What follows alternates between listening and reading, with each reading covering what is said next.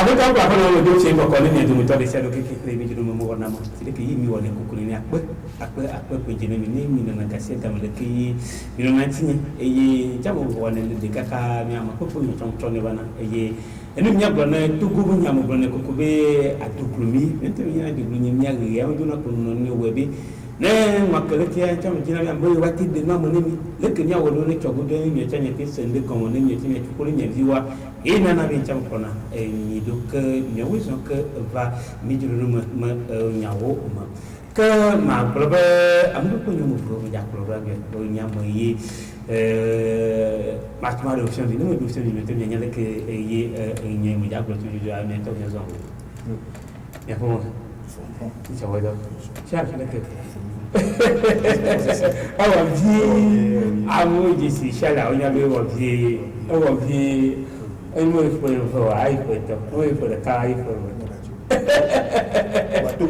ayawe to pletu ya modona bo ke apoto pa gote kwa ne dia kwa do ke mo ko shala ba ne mi bia be ne brano ko be mi je kwa ko me nu to de ko ya no ba ke u je ko me ke Nato wezo. Ni chawo lo. Dai chola. To pongire. Ma do question yo. Nya we na be doji ke taw. Bona dans les visions d'Afrique. Avec que taw doji que Charles Charles ya kuwa.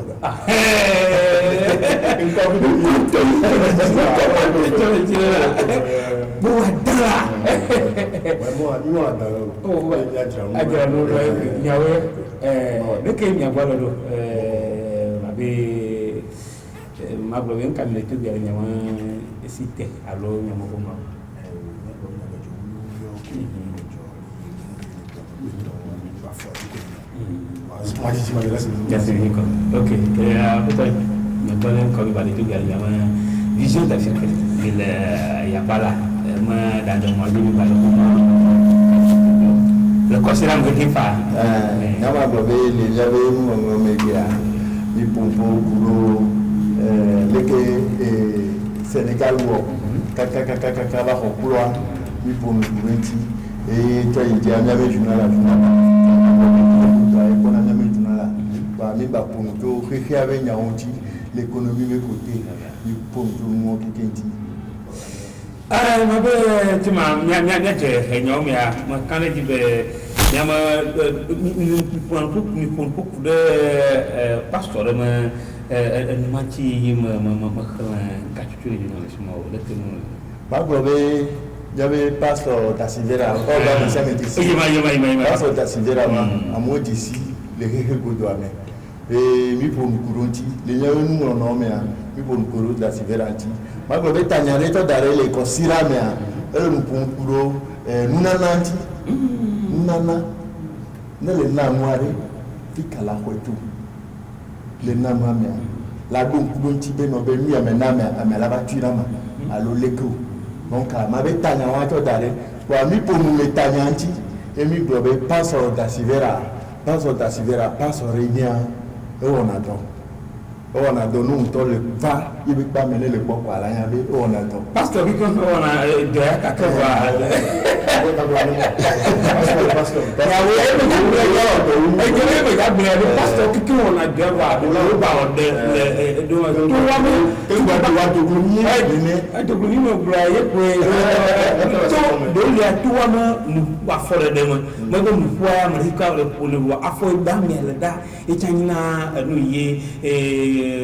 mi pona dona disibi mais a fo ne den de kere a jurbi e chama do afome do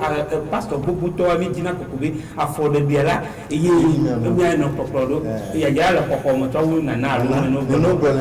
le poko me to e mala ke nya ne do to pastor tatiri ne gbo nya ba no ba ba ya ya ko na mu ko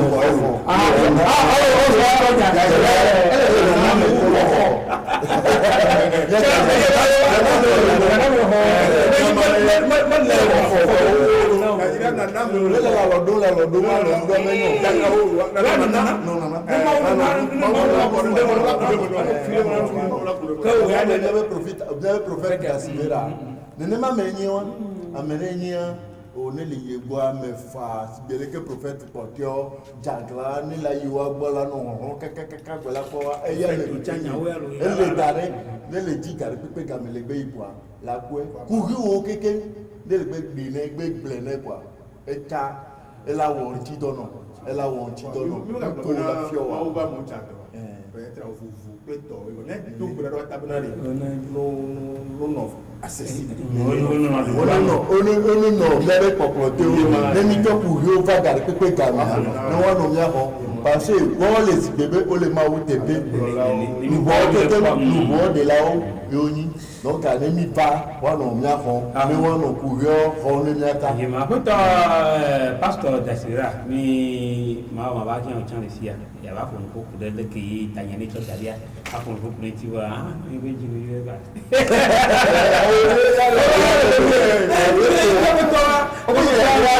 na mo ngo mo ko na ko ya ni do na ma wo ya ni ji na ke nya a globe ma fa ko se ka yi lo tanya ni mo le tanya se ka ke be nya globe le nu ya a fon de enchi bia yi nja yi fiko ya no Mali ku Burkina men tu nya ku apa ko do ko te nya ke Mali ku Burkina maso le nodo yi ko ku français yu voa le que ma français voa mo ton asin ku no wa va de ga me va le to a si ku no que nya global français yo voa mi ja ko do Mali ti mi jure apa ma nya va quand te mu no bo la fo bo mu to mu no bo bi nya le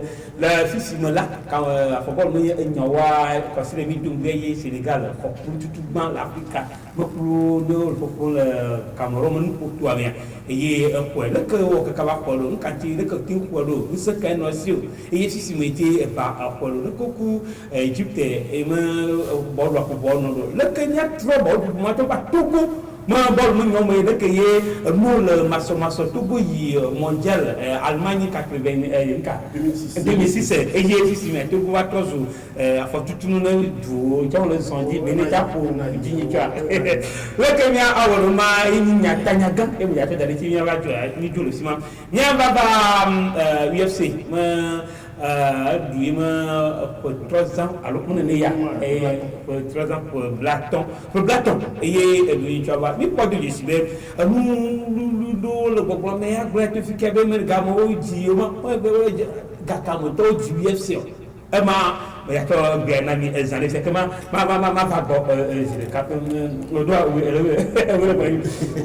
ok no que nya problème nya no a football ndi mi va gonele pote va mi dimia tweje ka do oni nu yo konto Sénégal to ba le numara le que e po bol bu ni cho toji kakavado fisi mi po du disbe o ko kula ni cho ko sila go Sénégal de que bol mo ma glo ba o ma Sénégal to jawaba yo jawaba en fo mi ma da jo bol pulo lo wasi bol pulo comment Paris Saint-Germain no so bol ko gang me ni le ma ko a o ni nya bana o ni wala wa la gbe ko wala o to ji blo nya na ni de public peut-être pour ti aji ni finala mi ma da jo contre Égypte a ramé équipe future ni bon ni no ko va ko da ni gbe am ni Cameroun de Sénégal les Ghanais, Égypte a viré, le problème temps n'est pas quand 90 minutes après on va voir des jeux que toi la nyamara n'est pas égyptien on le dit pas hyper timé tu vois là où pas ya Égypte ma ko va pour notre nali ko va on se le met quand on se le met ni de bala yo vous mieux ko Afrique to ni Afrique ni bandia arabu oui il y a pour la technologie le to on met na mo en place et les pont ni choma la pont Gambeski Gagama elle est pour la signer go yo connaît Sénégal to be fi safi yo voilà to yo tare jina elle a pas bala yo no football dans une dia fi ma ben ne parce que Sénégal mo nyang ni bala de do liya donc on va pas pour n'est pas ça on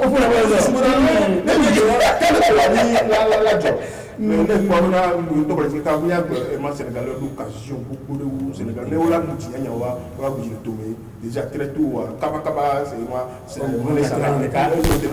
ka fi gardien li chando ka ma c'est la bela de ba bi quoi fuma ko la plutôt mais ne wo ñu ba na wo ñi wala on a ko ka ko daria de ni bo na bola de ka le moyen wa ci gole ko ma wa nyama ji nyama ma di c'est la ko ka ko daria wala étudier wala plan tout ci ni de la publique wala no de que de réaction de ko na la fode do a fode de que wala plan tout ci quoi le bon pour le Sénégal pour Égypte ni to wari de ko ko do ci ba bola to mo bi tu te veux bol pour quoi mais quoi bola kaka ni to bola do ko na tutu ba que au gouvernement Sénégal ba kudo Égypte au final là et do ko parce que c'est Égypte be bol que pour là me bol balo ni to me bol balo ne le port Égypte be bol que pour kudo Burkina les bol là be pour mais de fou Égypte ba kudo Cameroun de fou Cameroun a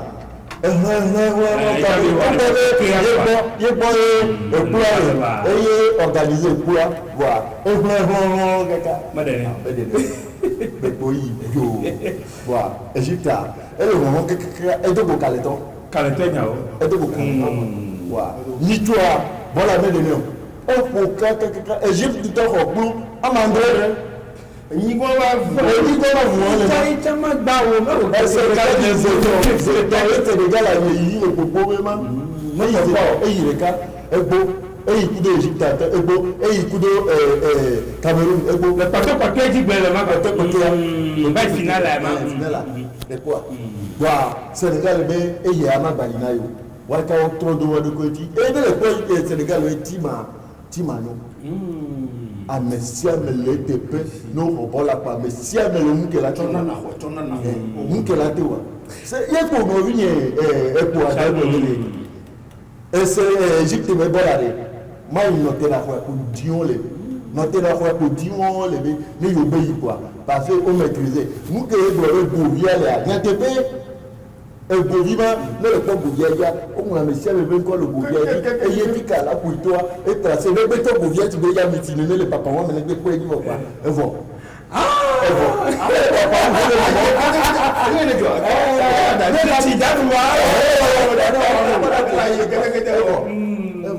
Egouvia la commune que mané ja coopératia sala va yego le nyele go ne va tout sala be ne jole go oku sala club de Cameroun sala nya système e dibi ya sa plan e mané go ne jole go ni ya ko bala e te poke ma bonya ko va de kenya fu ndolo e va le ya ko sa ko ayo ko fu ko va le di ba le di jiwa e ba le ke wa ye mané go e ya ba ete yeji ke kate yi ba fie ja ko pe ma ba indi mo chim ne bola to ke si de ke yo to bola chi ne ko be le amu yu ni bola man judoli oni du ni pa du si o fa won kunu nya ko be Cap Vert Gambie judoli Guinée comment que ba bi nya ji le si kia tu mo ni kaina wo kakao mais comment on a tenu but décidé kaka il est temps Covid bon moi va chamo on va gagner le bol le no kaka on va de va amoni bol pour la va pas na kengo on va bol mais Afrique bol de le troisième moi nyamra na choka ba kujajira ni no tra ni magamra ni abajira to bi ni nya bol ko ni choka ba ne to jajira kaba kwa won ina e so na le ko mo ki ma ba mi je fi c'est vrai que yo mi je fi mi fait travail wa jile wa ko ka ke ba ne ko wa be bol fu mo la ko na ni entraîneur wa ba mi ni fitano bola tonto le fion tonto fion on la laisse vous dites bol ko na ko promo le mo ko na ko e ko ko na yo e kenya football la si la semaine même où il y a une bonne zone on est américain na ni ko bna wo ye ko wa bi job dara fi ya o ke bola me ndeke ta yo wo alo bola me bi ke pour me bi ke pour ke mena wo ka ma te tu ko lo ya ko ni a wo kono no vio wala kono to fi wo de ke ne ma ple bol fiana bi tactique wa ko ta ya no mo ibe mi no wa no mo nya wo ple to ye na na wo no na nona kunka o ma ni so wa o to pa bola da lo wo lo ja mo we ya la ta fun bu ya ta na fon e fon ko wa de na fon akaba ne fon ka ba to chacha ro ri ko le to mo la yi fo ne ko mo do ki ma la po na binational mi ko na mi yo tiri ofudo o ho wa fun o kpolo mi yo tiri ofudo ni karu ko va de mo ko ple ni ple ni asira sino ko e yi na Gambi mo équipe de film boyalo mo na va wo ntandu mo e di nya kana malo mo ko ntandu le ba ko cha do vo Gambi mo bo Charles Ben le Boada e be Boada ni no yo ne wa Boada sibeleke player football fiti ya be ba ni football PRPC de le be pour football là le roula jaro football me bani sibeleke football les sans me la belle qui va no bien be chicken na va no tomo no les magro be les Gambie be ball be popo mais le po Gambia et tout tukiri dans le Sénégal Gambie ma vai kaka ne le po Gambie be ball que be pour ball no anyabe au fond ne le bien pour football pas fond mais il pédi entraîneur ba de fédération tout de nous quelqu'un non obélé le doigt yemi belé tout faisait même pas là pour ball numéro ball pour pas marquer pour America ba pour na ball voilà yenti a me wiri ke ake no Antoine o tata na mi et mi belé pour ne quoi la quoi de no football na mando mi no no fi et les milliers cadeaux de camen nous comme si c'est l'ignaci nos vies glorieuses à quoi de nos vies avec les voter à l'Amérique et les là il y a un côté quoi mais quelqu'un n'a pas quoi voilà là non voilà mi be ye mi be ah ni star les voter et ni bonga ni mo pour à nos vies no ma pour football ba te yinko mi pa janto disibi o kan de bol na judoji et du Nigeria o kalo jibe ne gba ni gugu ya ku de ko to bora ni ku to kakado ko be no gugu wa no ba yin yo ama demi final cha ba final wa mi wa ko quart de final ko c'est quoi o to de jo ka ni wa ma ku ya tu ka ho bo mire ko yo to kana to ji ko bi to ji ka to ni le ji se ka ko bola fe ka do wa on kona dana jowa Nigeria equipa yin équipe sen mo ko sen mo wa do mo jina mo en am sen mo ya do wa ha mo ji do ya ma sen mo ba do wa ya bi de ko pa bo bo su mo ji fe ko han ji to ko do mo jina mo wa do mo jina mo wa yo ba to ko ma ro ka yin fa yin ni le la ba do ko équipe s'attend on te pongo que vous mettre en place quoi filer quoi pour la ni bleu ma de be ya wa timu ma wo ndo ira chaka bi ne quoi ko ni que ma voix ni le mena ni a reconnaître que Nigeria équipe ti jale mi ama nu ki ade du kai po ya be wo mo final voir no ba to mo dadi bia bo o no football cha pati football kaka do fi nyaka do waju on ma plata jo ko ni ma ne ko Algérie ni ko o ge kaba o wa ne ko Algérie ni ko Nigeria no mi le ma ne ko Égypte Haïti mo ne ko Sénégal ne ka ko Burkina ako Cameroun antore nyamo ko na wa mo ko chivile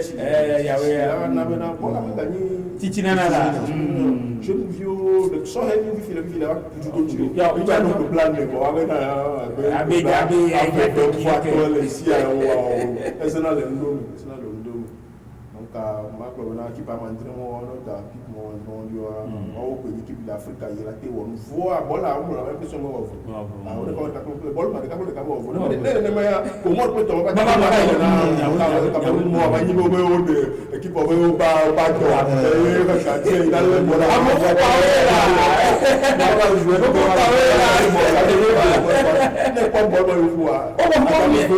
ta ko to do no mo ko ka o to ko ne ga je ka ba ko na mo ko wo so ka ri ko wa no ye mo ka Africa tola kwa jaje wala kwa jaje wala kibula kwa jaje vile vile deka we mi football man équipe ma chapitre brisé kawe bo ya bi no tu ya bi ni tonto am mo we to po ju isi nya ti to ti pa ma re ju ja po no bi mondial ni to ja po ya mo no Africa te pe wa ti on tonto le kini kike po guda mo bo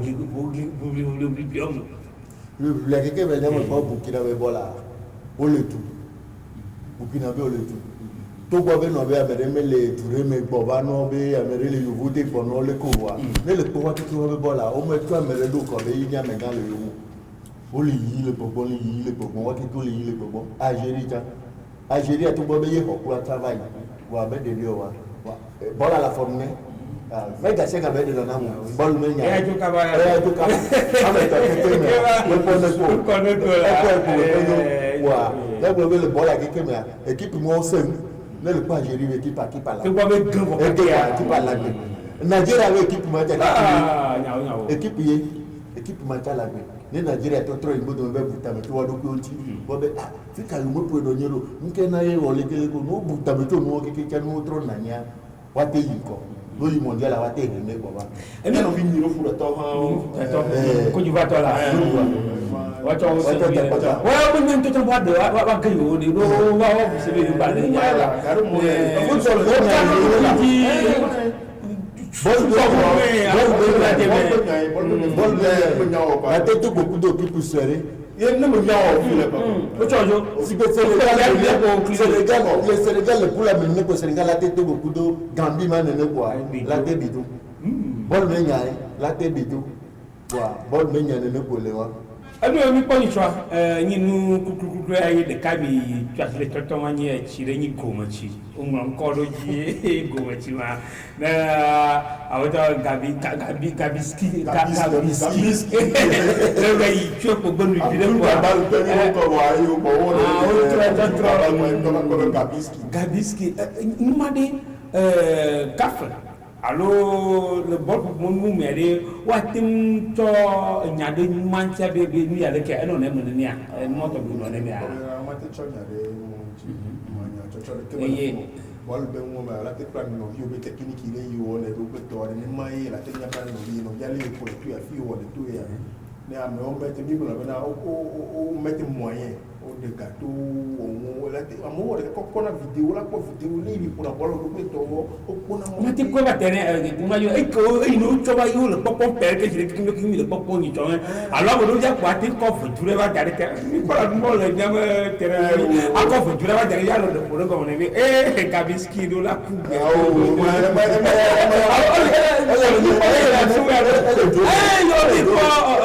do Brésil ma ko wa o ko no mo gangan lo ni nyam tere lu ji anu da ko o te nyam no ba mo o ko no wa dare ala da ka pa no na ka ya ma no fo ji do na me abe we o ja di na ka ka ma bi na me ja mo to gade o nya influencer alo ado fo ji na me de amomo alo ka tim gbana no ji bi mo to gbe ma ka wa ko ba do bola be tere ji ko mo do le ko ni fo am sala te mo ni jure fo sala te mo ni jure fo ba do ko e ma ka wa do bol be tere ba ko do amomo a ti no je pon plus fa si le kana bi le ba ko mi le figa ka ma no wa o to ma de be enyi cameraman wa ba to zo no le photographe no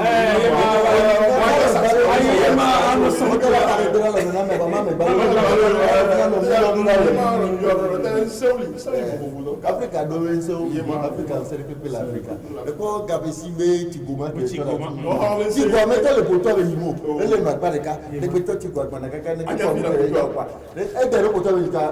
abi travateur be le ke do to be dara pa de ka wa e ti go la lo mene voa e nu ke ne le ti go e ti eninya o ma yo treji koku do mo le wa te ba wala wa to ko ma ke fe ama la te ba le Africa pia na mi po be no be ndele fi ma mi le su ni o gede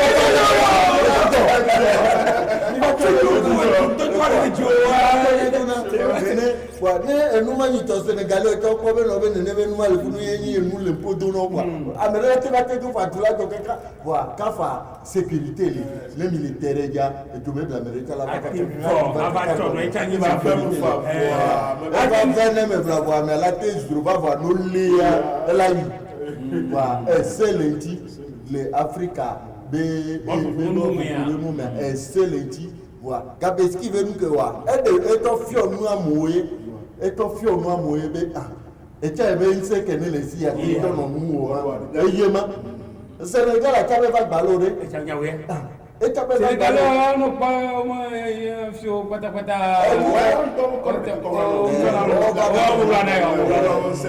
wa yi ma pe le yi funi lo ji bule ma ke mo ba balo bola de mi la fi le terrain ne bi terrain mi ka ko ma mo to ma e de vo de change fi na voilà problème fi na plutôt problème que a fi va terrain li a me ona do ba na bi nya no vi di sino vi ni bo wala ko ko la te to ka ta ma la wo no ke la ti ko la to ga la ko na mi mo de change no ya ko na bola na bola ba ganyu na be mo na ni na ti terrain ti frère ni a plein de fils fi ko mo na terrain ti ka fi fi ko ni on ko fu ko na be na mo ni mi to mo be to ga fi ka ni le yan bo mo Togo Togo de foot. Voilà. Ma globé tout 2006 caca semi mondial global football le Togo et Timilé. Le port Togo fédération à Soja. Le port ministère à Soja. Auto Soja tout le monde qui te veut quoi. Football à Soja veut pleurer. Soja veut pleurer. Moi toi mais que là où est donc moi quoi mais Amérique a bien ni va ya. E wo que la. Tata Brésil na e wo que la Togo. Fifia football auto football to dare rode ke ne America ti tela glonya bu America glonya ordre de pe le nyame fédération ordre na nani ke amekene le fédération 23 et la globe mioleke ye abakuvi alo joueur on na ngodo na me wa minya be chapu kwa fi ni gbo mi le mari apoto général na ni ok apoto général roka ma sa dagai apoto me na sa dagai apoto ne ba ko no te c'est o musi me no no fama sa dagai ko fédération ba yi wa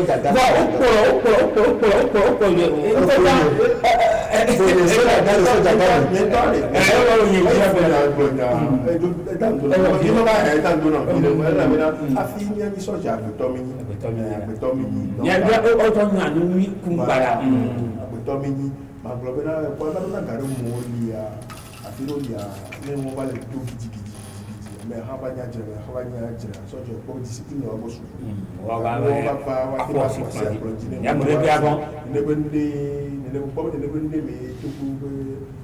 lo ji bi awo plus we ba ma sigil ba ke afote tu ada foto mo no bia awre ke yo va wa zon vo kwa patro ko talo wa ye fanya nya wa mo amoyo da fata mo no ne wa mo ko ji ka pe mo bo si bo ta mo ni di le cho wa bo ni cho ni me ko na da na cho ya to no faut moi ni ko va ko le bois papa dia sans photo ni da sina sans mo yo wa mo va yi fia de moto ni me ba da jo ai va to ga be équipement e yi da la ko be wo wo ti do ye twarti so da gamba li bo ka ke bo ka to tro ba ton ko yi ba de mo ka je ma ba to ye football yi mo ti su mo ti famille na no gbo la ka de mi ta ko le fi e be apoto ma ni awon le mo nyo ga ni tun le ga tan mo gbo be su bo ka football la bo ga pe won e bo ka ke ni ni won mi ka wo yo da ka e bo nya bi na de si wa dun le to ba lo ni contrat be nya ni contrat mo po fo e mi nya ni ba mo la banyina nya ma suma yo ni ma fo nya bo la nya la ti fo ni la wore ke mo ke ma nya ni ko ju bo ji ni me ka bo su ko ga bi la ko fi ni ju ala je e me ka mo su wa fi ni tom ju le mi do ngo do to wi ya ni bi pa mo da mo da je o mi ngo do me vi ko ya ka mo yi na le ke ko mi to ti te wi fi la me ata ba ngo ba le yi mi ji ele et quand il y avait tout vrai trop encore et me faut quand tu m'as probablement n'y m'a pas bien toi pour rien manger il peut be bol pour vieux neto go bol pour vieux tiens nous papa me de c'est de que y kate gafa amo ndani chomani de mi yakla mo ba mo tan sene akuto mo o li gangwa che nyama am ganton ta de ba ba na kono fi c'est mo do ku ba le que tu n'as rien pour bol pour c'est pas il y a rien à mais d'ici tout pour valorer avant le peuple Burkina avec qui pour qui boire tu avec qui pas ça aurait de quatre il te signer fifi au titea donc à Togo l'équipe qui est le fifi fifi l'équipe autre l'équipe a formé elle c'est avec Gabo connaît la Odo il y a des vieux qui sont les premières divisions, deuxième division, mais les premières divisions l'Allemagne pour tout toi. Fifi la cour bombée. Nous bon quelque part. Là on a mais que nous écoute aller voir mais les photos là-bas bah kudo tiens ta kona. Non, oui ni mais qu'on est le bol pour car moment encore les fifi. Là on football à la trova que vous voyez il va le bon quoi. Mais pour le bol que Togo pour ni toque kaka il Togo bol la carré bol au carré mais yo que to bol à début à Makoni là té on est les postes Sénégal bol que Togo pour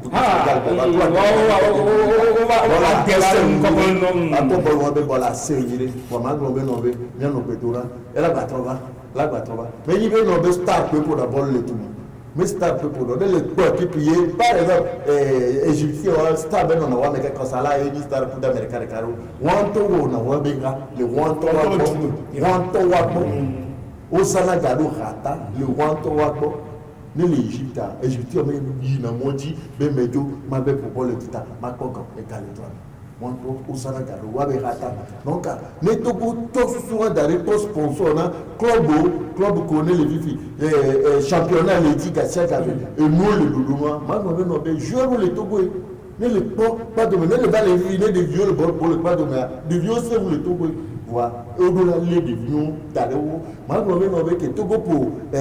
cadrer le bol va y a ne le pas de vieux non pas de vieux stars là tous les vieux mais voilà on me taxi de monde de bien quelqu'un américain mais qui non quelqu'un on va au fond de caricature on va au fond de caricature le primaire même il nettoyer la tiwa de notre temps pour même il donc kaka on va lui mettre mais ça le baba elle a non que dit on bien bon tout quoi bien gobe to gobe bola là va trouver te ya m'entraîner avec que bon le mo bol no pour tu aller le produit ici bien té na kaya na tout ga fond kaya coup d'Afrique qu'on a pour Côte d'Ivoire alors Côte d'Ivoire pour banalo ya té mo on déjà mi do kakanda de jibi ya té on de il va ultimo voilà au signer contrat tenant tu va toi voilà vous va mettre du voilà il faut trop de vieux faut le grand loi mais pas ben trop vivre va trop il ne va na ko Sénégal ma le Sénégal ma une football au final tu vois ne tu le sais tu vois il fait football Congo il va trop yo ne va na bena moi tu bien des comme kata to goto kata ndina America to kata la nungu na ba ko vio la mi sema ko c'est les folies do du club ben non tu vois quoi bien to ne viu ne alo viu ne liviari ni kakana ji no wa chawan ji ali ko be mi ma jipati si ba ko viu ne liviari wa ayo ne to ba jadi wati mu wodo do mi nyanya ne be changa do me ba do garo ya o bla da me ado pli mo le tawo wa ka kia o to ga to fi que americano la mu no mu ni to mo mi se kakare no wa bla o di sha ba ta viu o ka di sha mi ne le kakao ne le na do mo ba na mi dire le aba ku jonti ai ko mi na ne wo mi amolo mo le video ka be ti la no gudu ba to mo ye ko du wa ba ya na be na mo gbojo le equipe chini mi o yi mo le jibu o nka ta ya mo la mo gudu no na mo gbojo vo àwọn ko na ye jo ati gaba ko mo fi bi amole Belgique amole Sénégal du Gabon amole Germany be bumo yo trop prova ko to yo ko te ke mi ko to afo mo ko to quoi il peut na mo le jibi adeso le jibi adeso que ma da ka ni ya glo richa pour attaquer aglo be il y avait vol sur toi et va gaban na mere ba ni to ni le ni gbe ko ba ya we to o ke ro ke jibe ya to papa na nya na le ko papa be bola le fo papa jo ba amea ya gbo be no be du ko to alo ya be nko no to ni perenti oni perenti parce que kabenya ni nanya kabenya ni nanya bola kabenya ne le ko be ka ke voter na ye football 30 milliards ye bénéfice na be football wala ya gwari ne ne ba su milliards maton le musu ma fait ne chef meeting de chef voici chef meeting il y a des cas pour afin on va to fait 2 milliards ye ni to gobeto oh le million black bank votre go million me faire milliards les quoi voilà Togo le kona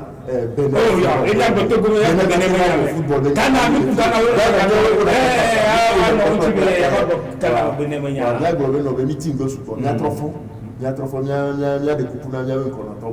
football anti football le Sénégal il tourne le quoi opposant quelqu'un va à l'aéroport pour le président quelqu'un ou les léons non au taxi du peuple il y a football il y a le bonbon football là on a réconciliation souvent football on a réconciliation souvent donc maglobe nobe nous profiter que football to donc maglobe a dollar no nyawo no be nya so no du jopo ke le go no dollar no si ça ne doit bien que minier le football on a réconciliation souvent da faut ma problème avec gbe o ni ka football no ka ya to mo ah oui ne join bana football la na bana mo to so e nya ne do be nyowa mo ni do relégation à un moment où le Rémi est dit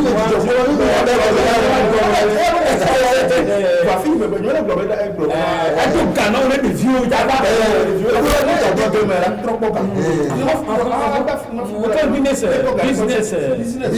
industrie du football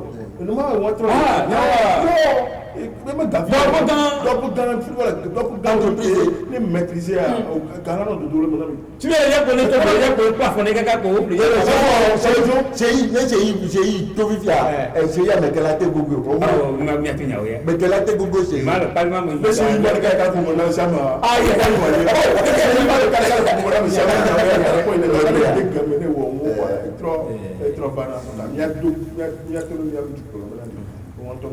ya no gbele wo ma kwa wa tu ka kire me na ele na ga mena du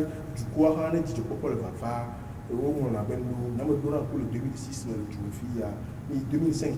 ni le na charo le Jumfia le terrain mais to ko to ka ka ami ta adam no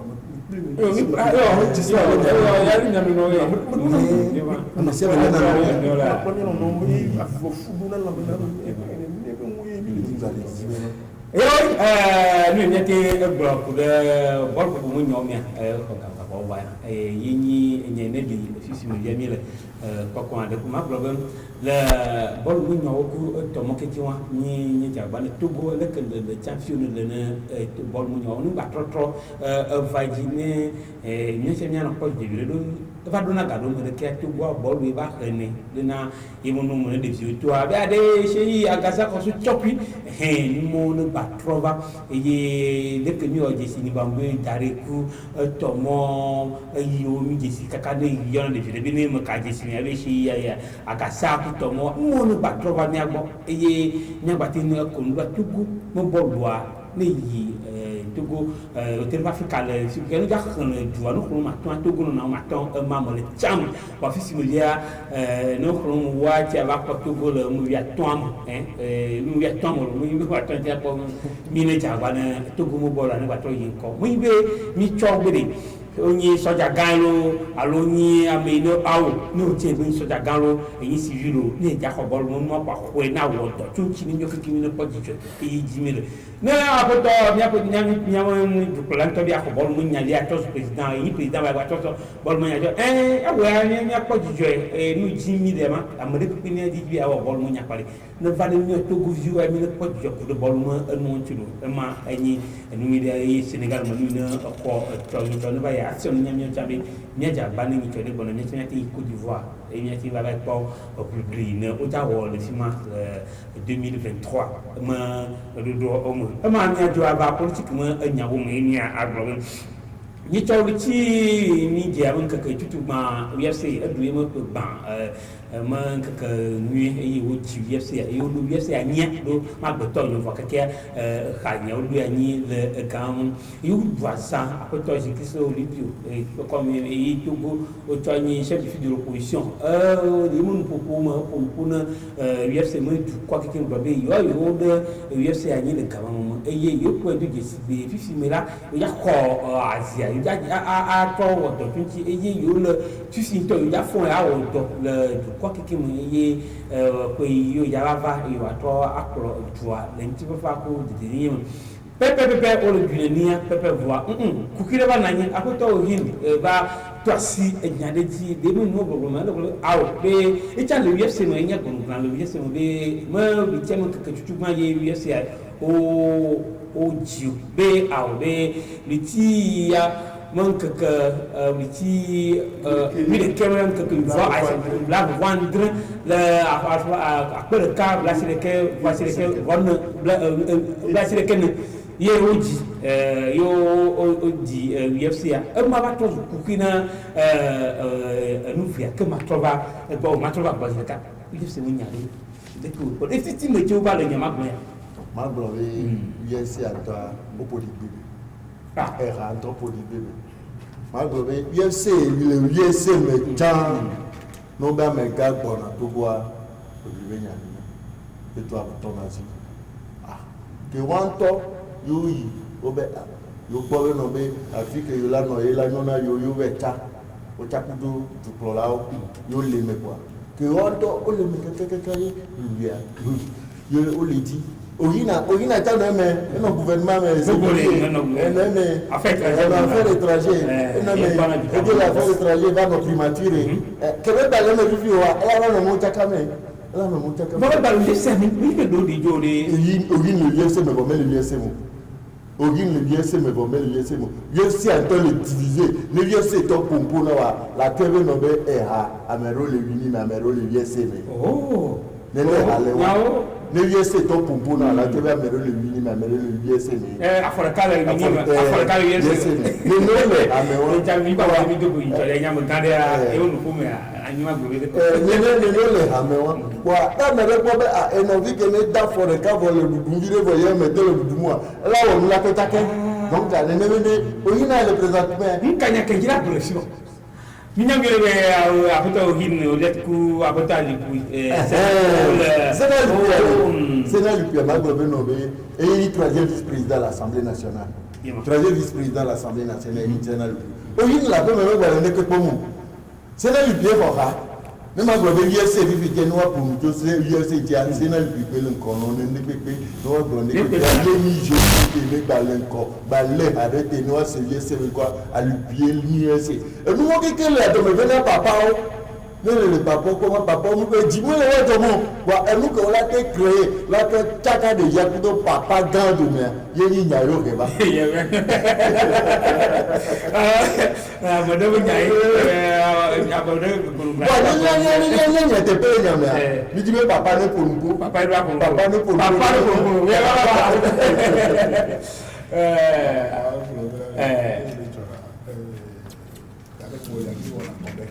no wana ko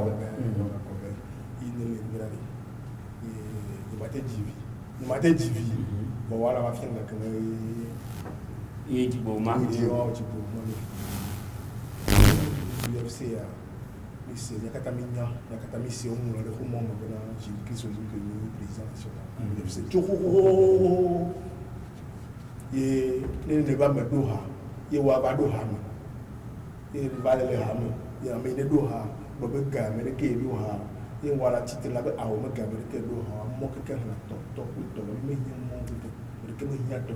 kanti apoto ya ke ba ni so ba ya ni ta yo ba le ma wa ye to ko nya bia o be va de mort maman man de maman il le ham choka le que maman il li mais hal fille mais man de maman ko fio j'ai glissé mon romane toi mon combat avec époux le peuple les pages 126 ça au livre cané au magazine les pages 126 ça on les fuma bena il ha UFC 1er février on le dari il ne hani bena ogbonero la te doha gaime mi le tabo pucho ha ti alo mi wo ha de ko daria mo gbona jumo gan o pe to o e hali mi do ha dari vo mo pa le officiel na jumo gan o le don ku ha te ba ko ma de ji chama me pa le do chama awuka ora do wa ma de gamara awuka mo wo pe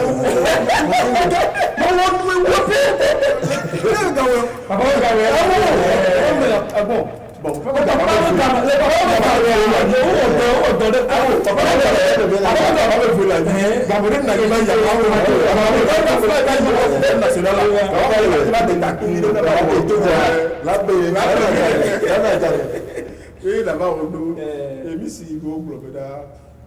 on va reconnaître UFC territorial après on va reconnaître le Wabe Habe Anino donc tamcho hanchi on told me to ko dara cham ibo on a me mame sikiso ni ko na ko ni fe officiellement nous gamu do ka e va di tout officiellement ya mo to coste ku gamu ni to la ko ku de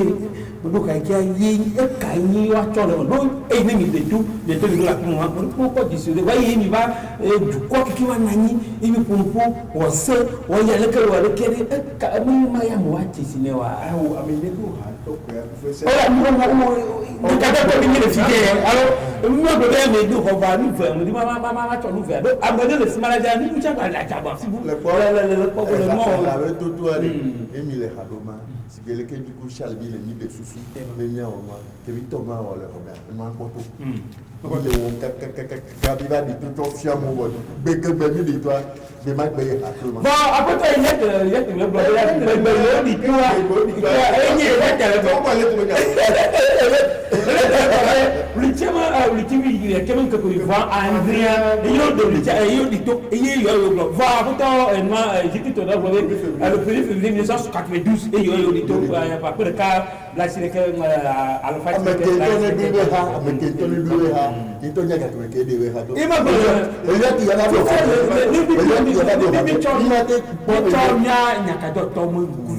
N'est-ce pas moi on doit bien qu'à toi si mais va dire nous n'étions analyse vous croire que y on to le concours le moment bien to il les liens pour le site le si a dit no le c'est si venu pour bien un cahier ni ya ballon via et to nous moi tu via y avec pour moi dia on pas pour les filles le ko ni an nous via to article wa di un cahier a dit to bien sûr qui se fait comme le ma investigation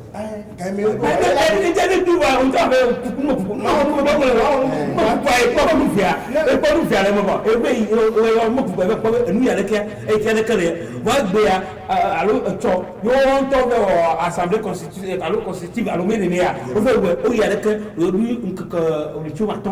va be le maya le mo ku me be wo mfe mo ba bia be yo be ko bo je no na de ke akwa do ma interpret bon wanya ko yebi donc ani da blonde fum pu chama de blonde nchari ma tu no ma bia na de ka me blonde mo na e blonde ma ko do e we blonde mi o mu ye ya ye ma ko do donc ami la si tu me wuli wuli la me to do ministère de l'administration territoriale Tomilaï, mais il y a archive mais. Il y a archive mais quoi? Quand me conduire c'est quoi? Quand me voir de correspondance. Archive toi il est le problème archive toi. Mais quand il y a au congrès yema kama Abuja comme ville non. Kwa jiki sabi ya biafi. J'ai cru que c'est le gogo. Il y a deux vers en haut. Le katoni ha. katanya yo nyaka do to na go nyamara jomi bede to bo be jikisi ala bo be bi chiam kaka bi viam kaka tutu ba to ayi edu fitsa be yeta ala bo be ga be yu yo bo e yu yo de seretu be khale kania yo to fio hawo be fio ga bi poka ni bi e ya le kia mi le ko se mi le ko ma de kadia e ni ya le ni nyaka do to mo nyama se bi po ya mtu wa family ndio miobe na nufu mani nyo nyatingwo so awo makutu abe kwede e kai mio nyakaka doto nyatingwo nutu alu nyatito kunku apo ame agbonyaba yo be wo kumia ko nyakaka doto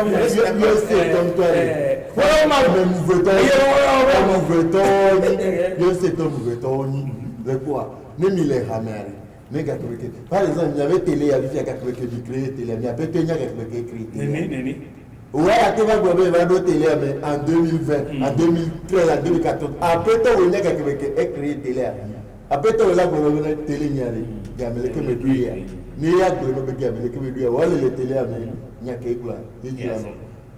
le rabe nyo keke mea meni be gbe odun anniversaire me gbe tutu go odun anniversaire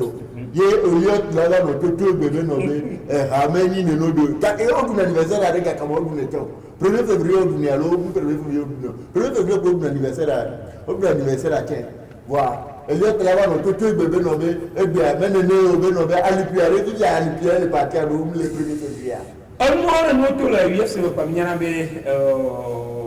ya popo wa we oda metu ni o lo gbogbo ya be ya to ananyi akpo apoto ile tu me nya gba le ni po be icha ya ba a de to le ramia le nya mi yefia mo gbogbo wa o jo le ramia ma bi yete mo vi le ti ko de to gbe ya ni parti politique o su boto wi ni mo parti politique na etia lo wi ente ni anisi UFC ni apoto Rabia UFC ni apoto kafna ine bana ba le fikia o Jimori UFC UFC mo di pang amon amato ko makala malo ba ko to ni doli amama de UFC kenye ni ya aro ni ja UFC e anyino oli bamba oli bamba de waja a do chinde dari je me ko ala trozo bebe dilio alguno na habe sauke mateno hare ko re chuka la ble to fi chuka wa ha ko lo has voyons ngoro la mate kumpu iwa na honi hamano bi na ka to nya re ko to mo to bisima habe sela na habe se ku lo do na go alura do la ga bire alura do na la hefa na wala kina ba na jini wala wala jini ko na do na be jitwa wala ba le ya ba ko kare ko tu me fia ba le o nya la fila to la petit fila ba do ma na jo ye ko ko da be ba mere na mere bebe ye wole ba be ya do tuto ba ma ona yi no tino ko tu gumu ka mo so mi ama mo iduna mo nunu ami o bo na duna America na tane le le radio be ni America ko be ti tele entreprise America na tane la ko be no be no amu no me gbagba America to do na puta na no e ye ni tane ye ni jikrisa ne ye se da yo jikrisa bo yo no juniore e no da yo ye ti a jikrisa yo ni ka mo le funko Jikris yo le kaka ben kamano ko mekabelo ko jikris ya to jikris la ko mpwe eja ko mpwe kande ya la ko mpwe iri ya lecho nyama ja le gbo kata mo ko ni le le bera wala nani ne sere li la ko mere to ala o mo china sere zeka ko la titi ko la to ke o wala te yo no ya no bi ya o na mi joji no ya ke ko ni nyare li ya la di la na nyale ya wa di dogo ni ese e ma yi ba ni nyamunu kamero su wo ka ke su mi wo ka ke aju su ye olo asina mi be eju wa do afiri ba do nu na beta ma ja pe na to ni ka do la nu ye baba bia ke chochu bi je ne wa no ko ejeji mi ama no chaka no mi nyano no amajuru elekene ejero ngado no ne beta ma jakene ami o chan o le simara ye no no tata o va nyagbo le fike midi akpe na o kikin ngado no ne beta nyako me o budu da e be na ke ide agbe ngide